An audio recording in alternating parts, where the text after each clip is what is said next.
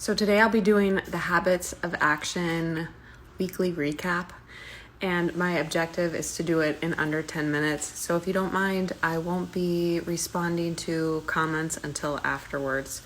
So what I would like to do in this time is lay out basically the need to know if you wanted to put any of this stuff in motion.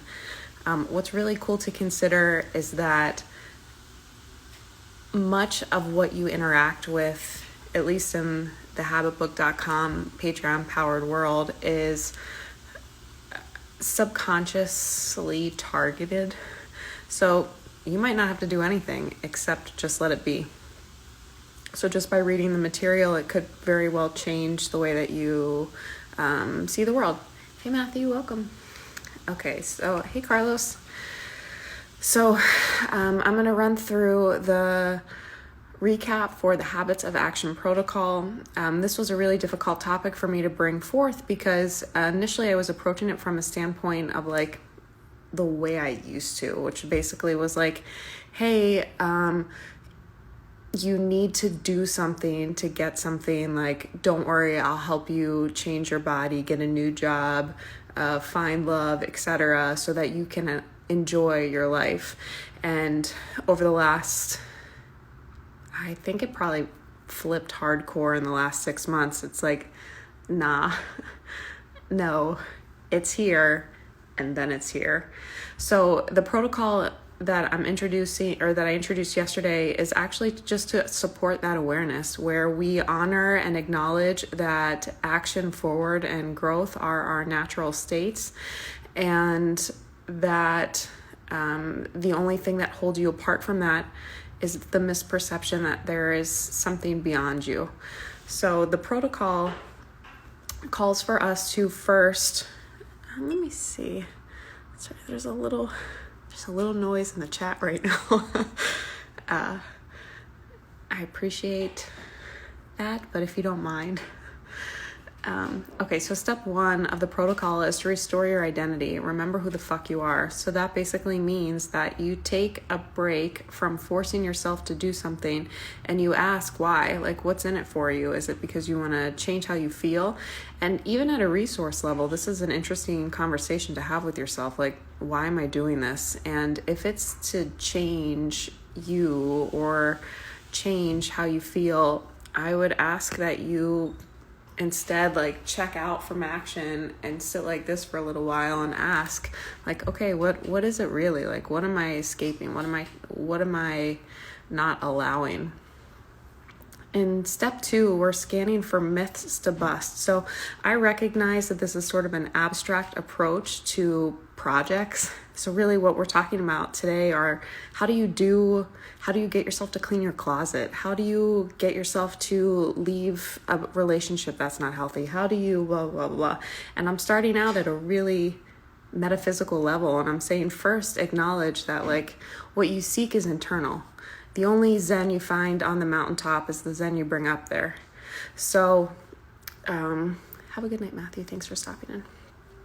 And but as we move through the protocol at step 5, we're doing something that's really tangible. We're going to sketch a ramp. And if you've been following me for some time, you know that I've been facilitating behavior change since 2013, and there is a very tangible component to that, but it's the last step.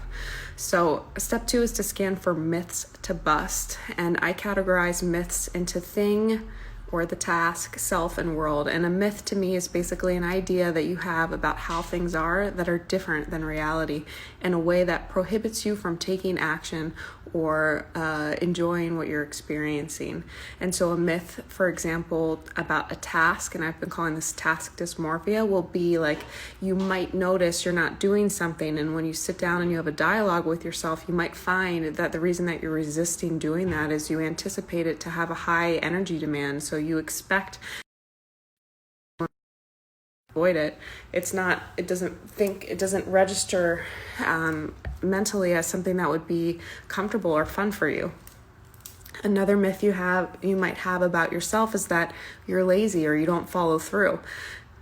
what's so crazy about these ideas we have about ourselves is it doesn't take very much to myth bust them. All you have to look for is one example where that's not true, and then you're like, oh fuck, this shield I've been using is like Swiss cheese. The next step in the protocol is to expand your perspective. And so that's just looking, it's almost like you take the context that you originally found the project, the task, or the change in, and you pull it out and you play with it in a way that actually you try to see what you're doing and yourself in a way that already includes the identity of the action that you want to take. So let's say that you've notice that you're not clean and you want to be tidier at home. I would ask you to expand that definition to be like, well, sometimes I do this. I put my socks away in a nice way. I do this. And we are, again, I recognize we're at a behavior change level. You're like, really? I'm not doing the thing, but you want me to act like, or you want me to look for examples where I kind of do the thing? Yes. Energetically, we are then putting you in alignment with it, but more importantly, at an identity level. Right now, if you are emphasizing what you're not doing and you're saying, hey, I'm not doing this, I'm not doing this, I'm not doing this, guess what? You're apart from that. You are identifying as not doing this. What we're doing in the protocol is trying to narrow that gap in such a way that you almost trick yourself into realizing that you're not that. And so you just do it. So it's kind of like when parents are bike training a kid and they're like, yeah, I'm holding on to the back, and they let go. It's sort of like that, but with your identity. So you come to identify with the thing that you're trying to do in such a way that it's a natural extension of yourself. The next step is to allow alignment. And that is to kind of rope back to step one of restoring your identity. This is where you recognize that I'll come back to that one sec. We categorize life to, this is my professional life, this is my personal life, this is my blah, blah, blah. But it's all your life. And the way that you show up in those might be different, but why? And what I suggested, I think, 2 lives ago was that there's a third circle, and that's your purpose circle. That's your joy. That's the shit you would do if nobody paid you, nobody was watching. That's how you would feel amazing in a vacuum. But there's no reason that your personal and your professional circles shouldn't be included within that larger one. And so you basically kind of dialogue with yourself until you recognize that it's all your life. It's all you. The experience is all, you might leave the office, but it's still where you're spending your life. And so if you can, allowing alignment basically means that you accept that each moment that's it. Like how you show up, what you bring, that's it. What if principles and ideals cage us? Yes. So that's what I'm talking about in the myths to bust. You might find that there is you might find that in principles and ideals, you might find in the dialogue with self one of those like phantom fears or those myths to bust where you had been, we take an example, we say like, oh, you're not allowed to do this. Okay. And then we take that one example, it's like, don't do this in this place. And then we take the don't do this in this place and we put it in everywhere else we go. And so when you're having these dialogues about why you can or don't want to or blah, blah, blah, it's like, okay, let's see where I'm logical fallacying about. And if you haven't looked at logical fallacies, that's a game changer.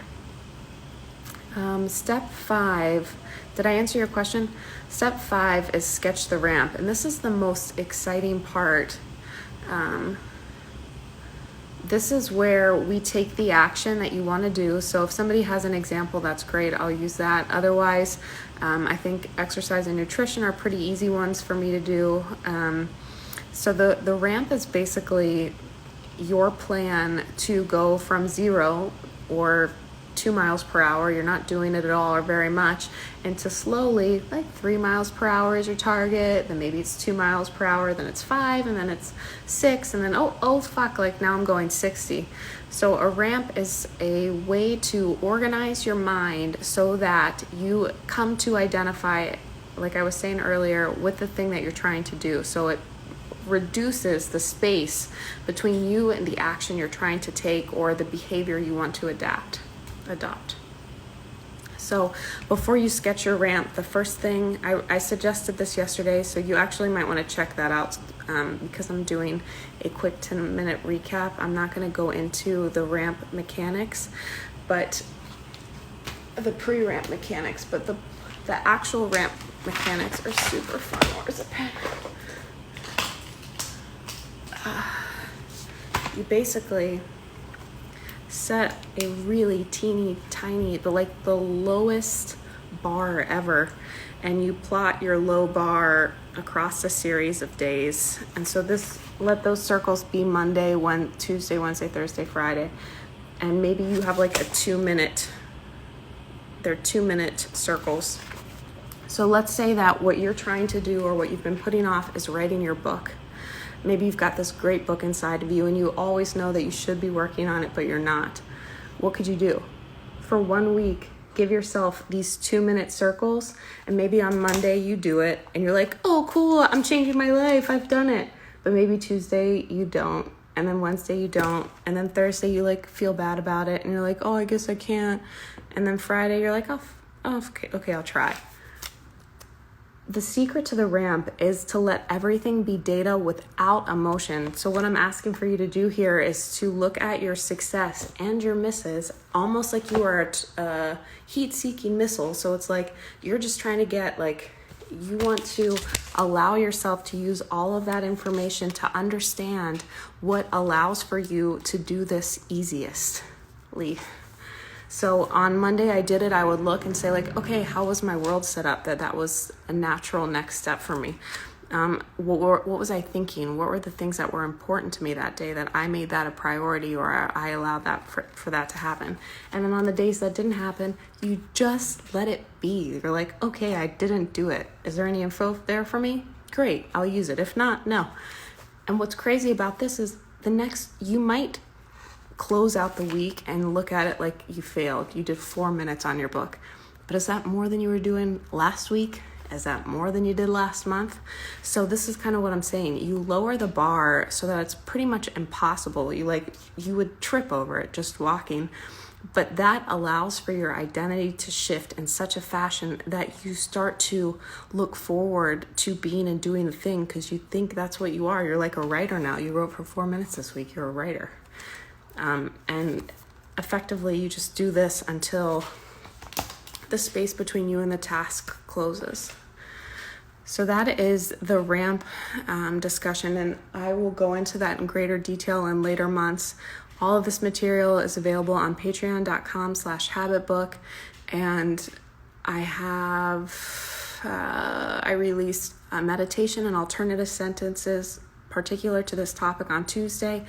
Wednesday and Thursday were conversations about it and the foundational perspective. So like I briefed them today, basically like you're God, you're everything, and the only reason you don't do anything, you're not doing the thing, is just the space in your mind, and how to close that space naturally and easily. I mentioned this yesterday. I wish it was harder than this. But it's not. That's it. Well, so with the 4 minutes a week with that rate comment, I know it doesn't seem like it would be that much, but because the task seems closer, the task dysmorphia lessens, which means it suddenly seems more manageable to do the thing. It doesn't feel as far away. And again, I'm working at an identity level, and if you're saying like, I'm not doing it, then you're not doing it. But if you give yourself the opportunity to inch towards it, then you start to say to yourself, I am doing it. And before you know it, like, you're really fucking doing it. It's like magic. Again, I have been doing this for years, and I wish it was easier. Okay. I mean harder, because it's tough to sell easy. Everybody believes things should be hard, but when you try to sell them easy, they're like, really? That's it? Really? That's it? Solange! Hey, girl. All right. That's it for today. So today was just a brief recap of the Habits of Action protocol. There's a ton of material on this available this week. In truth, I need to do a better job of thinning it out, and so I'll probably revisit the same topic next month, and give you more concise action steps and principles to use in building your own ramps towards whatever action is most relevant or important to you. Any feedback on what's been helpful, format or content is super welcome, like more than welcome. Good God, I love to hear how I can help. Like, it's not even help, it's just like what makes this easier for you to do your thing. Hey, thanks so much for coming. And last pitch hey Matthew. So I I'm super excited about the patreon.com/habitbook platform. If you haven't had a chance to look at it, please do. So that's where all my content will be available going forward. So I'll still do my lives on Instagram until I have enough of an audience there that I can have conversations there. But I really appreciate all of you coming, and it's an honor to host you, and I appreciate your attention and feedback. It's a very rewarding and incredible experience for me, so thank you. Okay, that's it for today. Love you guys. Oh, and I say this every time, but I'm gonna say it again because there's some of my favorite people in the room. If you just kind of like scroll through the chat line and friend each other, like, I totally recommend it. And if anyone says that you're being creepy, you can say that it was at my suggestion. But I'm really fortunate to know so many amazing people on Instagram, and I find that they generally enjoy and respect each other. So, there are some names in today's chat I don't recognize, but I'm sure you'll be able to sort through it. So thank you so much for coming. Love you guys. Have a great weekend.